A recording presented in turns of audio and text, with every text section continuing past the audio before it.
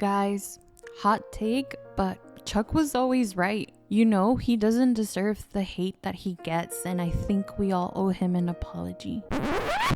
Is what I would say if I was a lobotomite. Thankfully though, unlike some of you, I actually watched Better Call Saul with my eyes opened. So to all the Chuck defenders who got clickbaited by this video, take a seat and get ready to use your brain for the first time, because this is gonna be a long video. Sorry. For real though, I'm currently watching Better Call Saul for the second time. Huevo and I already finished season 3. If you know, you know. But I was not aware of the fact that Chuck empathizers are relatively common within the BBCU community. And don't get me wrong, I'm not here to dictate who your favorite characters should be. I think that's one of the best things about Breaking Bad, is that ultimately none of the characters are just good or just bad, and they're all written so well that even small roles like Lyle, Aaron, Mrs. Landry, and Mrs. McGueen have fans. But I think objectively speaking, Chuck is not the anti-hero or misunderstood character that a lot of people want him to be. I mean, yes, it's true. Chuck was right. Jimmy did end up giving into his dark side. But even a broken clock is right twice a day, and the two things we have to consider here is that number 1, this was a self-fulfilling prophecy, and 2, predicting Jimmy's future doesn't erase all of Chuck's wrongdoings. Así que vámonos recio ya como nos toque, hermanas, because we're gonna read Chuck McSuck to filth. But real quick before we start, spoiler warning. So if you haven't seen Better Call Saul or you haven't finished it, leave right now. Pero así en chinga. And then come back when you're ready, please, and thank you. So, Chuck being right is the equivalent of someone predicting the lottery numbers and then going backstage to mess with the machine so that the numbers are right. That's essentially what happened here. We will never know what path Jimmy would have taken had Chuck not intervened in his life. From the moment Chuck bailed him out of jail for the Chicago sunroof incident, he spent every waking second looking for ways to keep Jimmy down. You know, so like, what would have happened if Chuck had allowed Jimmy to look for a job of his own rather than setting him up at the HHM mailroom? Or what if Chuck had allowed Howard to hire Jimmy when he first passed the bar? What if he had allowed it after Sandpiper? What if he would have kept working the Sandpiper case with Jimmy without involving HHM? Even after Jimmy goes to Davis and Maine, a completely separate firm, Chuck still tries to get him in trouble. And I understand when people say, well, actually, he fucked up the Davis and Maine job all by himself. And yes, you're right, but remember that this was after everything in his life had gone wrong. At that point, he had been grinding at the public court for a long time as a solo practitioner. He had millions of dollars in his possession, which he did return. And then he already knew criminals such as Nacho and Mike and the Worm guy. His BFF Marco had just passed away. And on top of all of that, his brother had admitted to blocking his career and keeping him in poverty for a very long time. So for us to sit here and say Chuck was right, we would need to see an alternate universe where Chuck never even sticks his hand inside the pot. Because the truth is, Chuck never even needed to help Jimmy. He just needed to stay away. Let things play out on their own. Like, if Chuck truly believed that Jimmy could not change, then why didn't he just leave him in jail? If he really respected the law so much and truly believed his brother was a guilty criminal undeserving of a second chance, then why couldn't he just stand up to his mom? You know, tell her something like, Mom, I'm sorry, I know you love Jimmy, but I'm not helping him. After all, wasn't it biased and shady for Chuck to be representing Jimmy? Pero pues ahí sí que tiene, right? It was okay for him to do it that one time because not doing so would have meant falling out with his mom. And this double standard is something that's very present in the discussions that I've been reading. Lots of pro-Chuckers, for lack of a better term, argue that regardless of Chuck's involvement, Jimmy would have still ended up as a criminal. And to that I say, you're right. I agree with you. He probably would have continued as a regular criminal, but not as Saul Goodman, friend of the cartel. A persona that really could have only been born after everything that happened in Albuquerque. Who was Jimmy gonna defend in Illinois? The Godfather? He didn't even want to be a lawyer in the first place until Chuck set him up at HHM. So yes, even if we follow this train of thought, Jimmy was probably always going to choose a life of crime, but in trying to act as this righteous vigilante, Chuck helped turn him into the worst possible version of Slipping Jimmy. And before anyone says, well, that's why he feels the moral obligation to stop him. Let me stop you right there. Chuck got carried by the clown before Jimmy even changed his name. By the time Chuck meets Satan, Jimmy's worst crimes that Chuck knows of are the Sandpiper setup, the Chicago sunroof incident, and stealing $14,000 from his father's store. And that last one we can't even prove because they both have reasons to lie about that. The Chicago sunroof was a valid crash out in my opinion, and kinda confirmed by the county clerk at Kim and Jimmy's wedding when she asks for proof of his previous divorces. So it kinda tracks with Jimmy's version of events, which leaves us with Sandpiper, the only truly unjustifiable crime. All of this to say, what was Chuck really trying to save the citizens of Albuquerque from? A shady lawyer who doesn't play by the rules? Oh no, who would have thunk? What an unspeakable crime that no one has ever heard of before. Somebody get Diddy's lawyers to jail pronto. You know, like, you and I know who Jimmy becomes in the end because we saw Breaking Bad first. But Chuck didn't even know about the Kettlemans or Mike or Nacho. So no, he wasn't doing this for the greater good. He was doing it because he couldn't stand the idea of Jimmy being his equal. Chuck is like that one girl from Booksmart. He has a complete breakdown when he realizes Jimmy lived his life in his own way and still managed to become a good lawyer. So Chuck is not a righteous man. He's more than happy to overlook wrongdoings and hurt people so long as it benefits him. And I think that a lot of the audience forgets the gravity of Chuck's actions throughout the show. And a big part of it is because the show never, shows us the long-term effects of those decisions, but also because a lot of these actions are more subtle in comparison to Jimmy's. So let's pull out the dirty laundry. First up is Ernesto. So Ernesto was never mean to Chuck. He did his job well, and he actually cared for Chuck's well-being. He would constantly stay with Chuck overnight even when he didn't need to. He went above and beyond his job description. And yet, for whatever reason, this didn't seem to be enough for Chuck. And yes, he did warn Jimmy about the tape, but that's exactly what Chuck wanted in the first place. That's a human being who had spent years of his life at HHM, who was left with no income for no fucking reason. I don't know about you, but to me, that sounds like unlawful termination.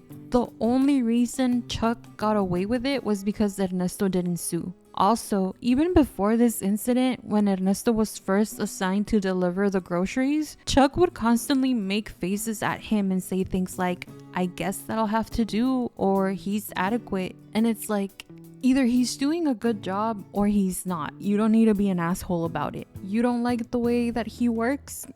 Get somebody else. And at one point, Howard did offer to replace Ernesto, but Chuck decided to keep him around. For what?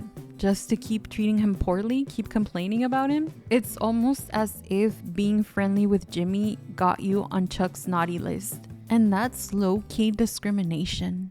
Next is Rebecca. Chuck was a shitty husband, and although he did love Rebecca, he didn't really treat her like an equal. He talked to her in a very patronizing manner. Like when she's preparing the dinner before Jimmy arrives, she uses a different sauce to marinate the fish, and Chuck notices and says something along the lines of, oh, it's not the soy and lemon marinade? And then when Rebecca responds saying something along the lines of, oh, I wanted to try something different, stupid ass Chuck McCuck goes, well, I'm sure it'll still turn out great.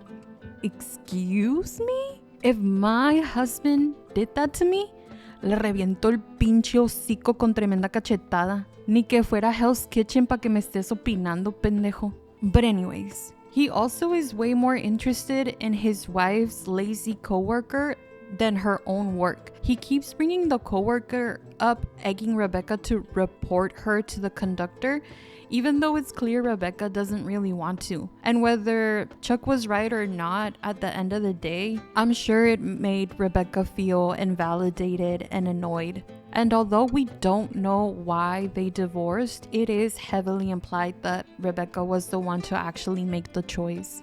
We can assume that since Chuck does try to get her back, while Rebecca seems happier living her single life. And it's not like Rebecca hates him, it does seem like she still has feelings for him. So then why would you leave someone you love? I think it was because Chuck was overbearing, selfish, egotistical, and cold. And this was a very important point for me to bring up because a lot of Chuck defenders try to make it seem like Jimmy was the one that pushed him to commit suicide or whatever. But if Chuck ended up all alone, it was because of his own actions and decisions, because he was an insufferable person to be around. Jimmy had nothing to do with that. Number 3, Chuck versus women. So Chuck was a pretty arrogant person who spoke to almost everyone in a condescending manner. However, it's safe to say that he was a tiny bit meaner to the female characters in Better Call Saul.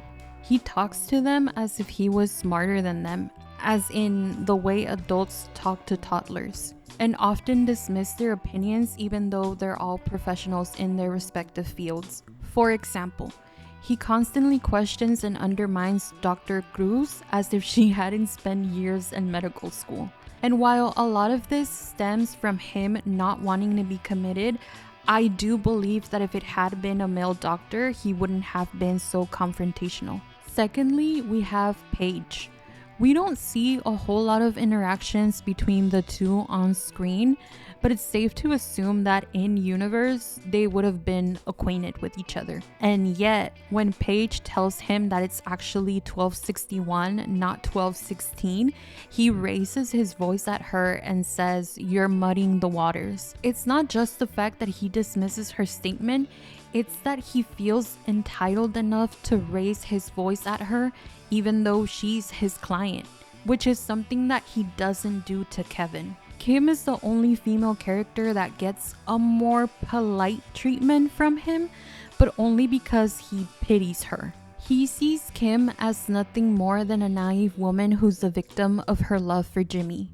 He never stops to consider that, feelings aside, maybe Kim doesn't agree with Chuck's actions. And speaking of which, when Kim is placed on doc review after Jimmy airs the Sandpiper commercial, Chuck acts as if there's nothing that he can do about it. Sure, he talks to Howard, but he doesn't really pressure him or anything. And let's remember that Chuck is the M and HHM. He's not a random employee. If he really was all about doing the right thing, why didn't he fight Howard on that? Why didn't he threaten to report him? After all, Howard was discriminating against her, and it could have even potentially been a gender discrimination lawsuit, and Chuck was an accomplice to that. Once again, the only reason why they got away with it was because Kim didn't want to sue. Finally, we have Howard Hamlin. Other than Jimmy, I think Howard is the one that ends up being fucked over by Chuck the most. Howard has to put up with Jimmy's hatred towards him, all because Chuck didn't have the balls to own up to his decision and say, "I'm the one that doesn't want to hire you." And to us, the viewers, it's only for 3 seasons, but in the story, this would have been years of Howard taking the blame for Chuck's decisions. Y el Chuck bien a gusto acostado en su sillón rascándose el ombligo, having Jimmy as his little errand boy while Howard took all of the heat for him. And he did it again for a second time. "Oh no, Jimmy, if it were up to me, I'd hire you, but it's Howard, you know? He's the one that doesn't want to." In my opinion, the second time was even more egregious because not only was he doing it right in front of Howard's face, but he even had the audacity to try and play hero. Oh, Howard, wouldn't you reconsider? Is there really nothing that I can do? Vete a la verga, viejo ridículo. Had Kim, bless her heart, un beso hasta donde estés, chula, not spoken up for Jimmy, Chuck would have allowed that to continue. And the thing is, based on Kim's reaction, we can assume that the other people in the office also thought Howard was the one to blame. Like, imagine all of your employees thinking that you're this Nepo baby, but you refuse to hire your partner's brother. And we're never even shown a hint of remorse from Chuck, by the way.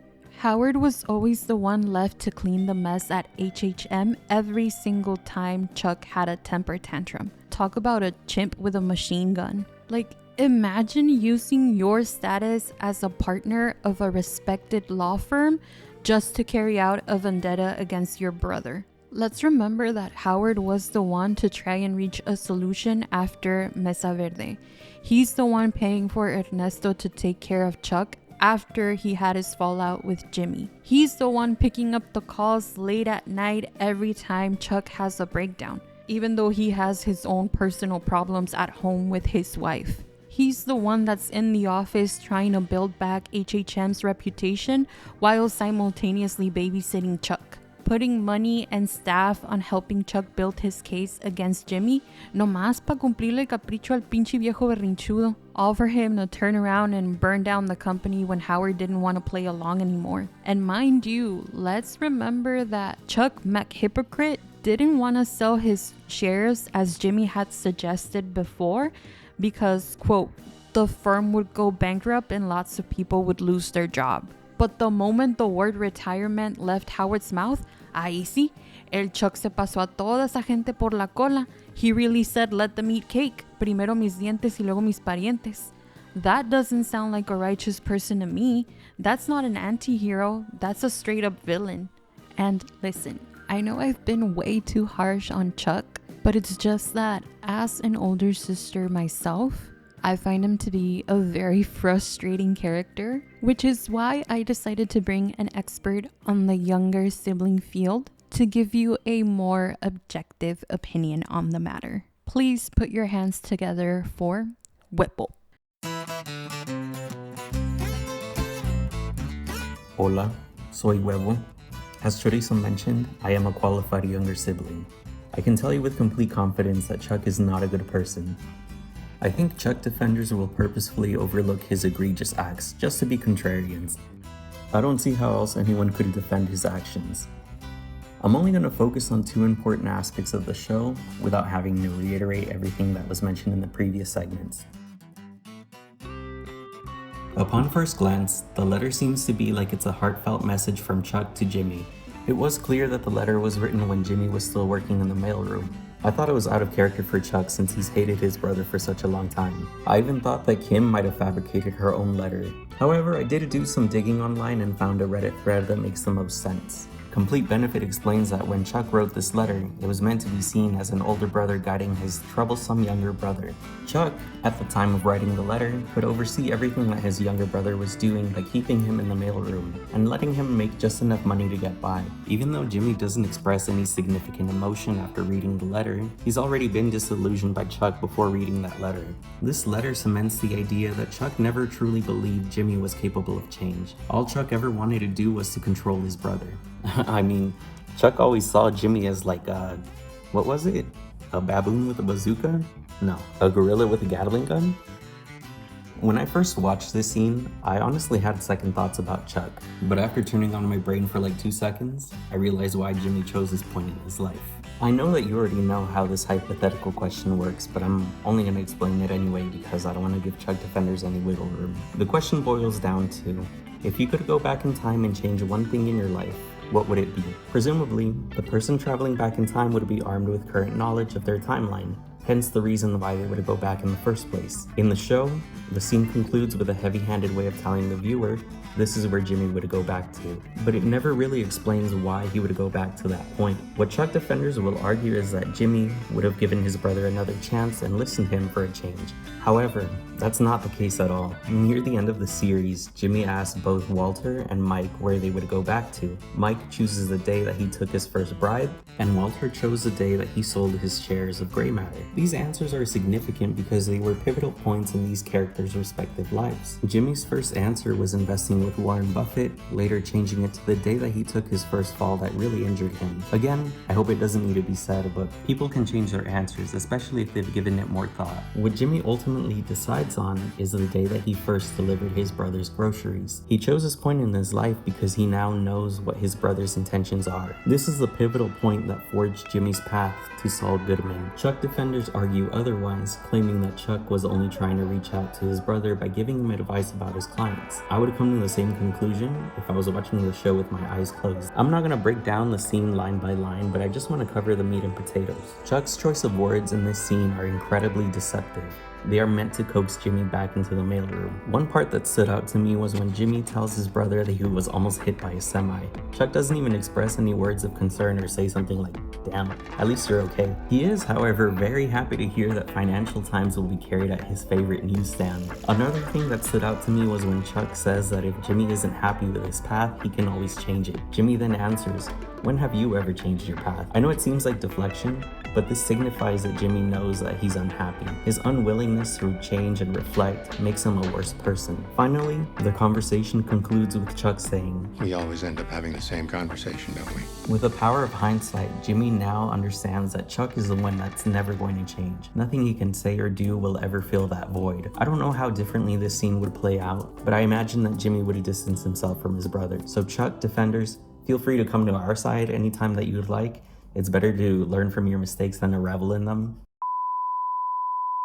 So, I highly doubt that any pro Chuggers actually made it to this part of the video, because after dumping so many facts on you, your brain probably overloaded. But I just wanted to finish this video up by saying that I do think Chuck was a great character, extremely well written. And without him, I don't think Better Call Saul would be as good as it actually is. And there's no shame in Chuck being your favorite character. I just wanted to come on here and put out my counterpoints to some of the arguments that I've seen online, and to say that I don't think Chuck being evil equals Jimmy being innocent. I agree that Jimmy is a criminal who went on to do unforgivable things and became a horrible human being. I think him ending up in prison was the right ending for his character. But I don't need to make Chuck a martyr to admit that. And vice versa. Chuck was also an evil person in his own way. He was also a selfish, resentful person who ended up hurting a lot of people just to get what he wanted. His whole "it's my moral obligation" spiel was nothing more than a justification to hate on Jimmy because his parents favored him more or whatever. This was a grown adult who could not overcome childhood trauma and decided to take it out on his younger brother instead of actually redirecting that hate onto the people that should have known better, his parents. The real justice here would have come from police officers arresting Jimmy for one crime or another. All Chuck had to do was just sit there and wait. But of course he couldn't, because the idea of Jimmy actually changing for the better and becoming successful, even if it was just a small percentage, bothered him so much more than the idea of Jimmy hurting someone. And that, my choricitos, is the reason why Chuck McFuck sucks. He dicho, caso cerrado. Bye.